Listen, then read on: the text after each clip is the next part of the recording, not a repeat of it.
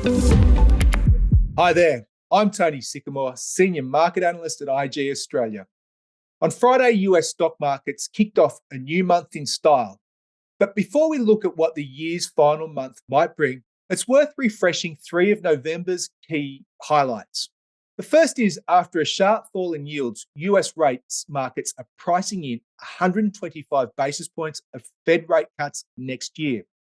The Nasdaq gained over 10.67%, while the Dow Jones gained 2,898 points, or about 8.8%.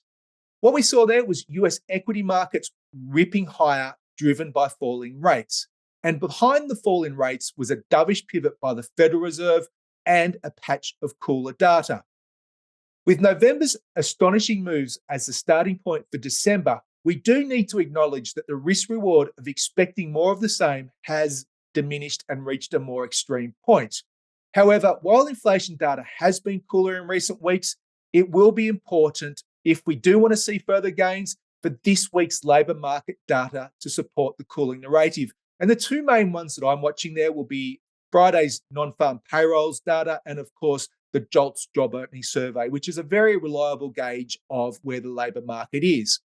Let's take a look at the chart of the S&P 500 and the Nasdaq ahead of those key data points, starting with the S&P 500.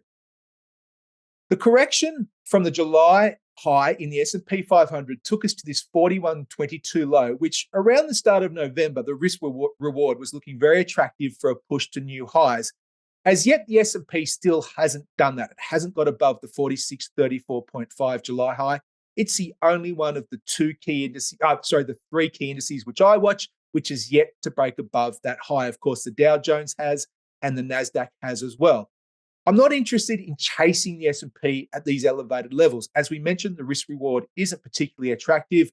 Instead, I'd prefer to look for a pullback up against this 44.30 high to be a buyer looking for a final push higher or another push higher, either into year end or early in 2024.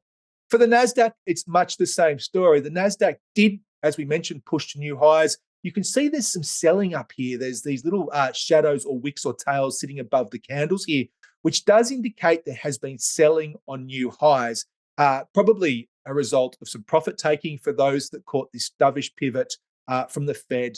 And this is probably a really good level after we pushed to new highs to take some profits. From here, I would like to see a pullback in the Nasdaq. Of course, that doesn't guarantee one that will come, but ideally, I'm not adding to longs here. If I am adding to longs, it's somewhere in this area here, looking for a push up towards 16,400, 16,500 into year end. Thank you for listening.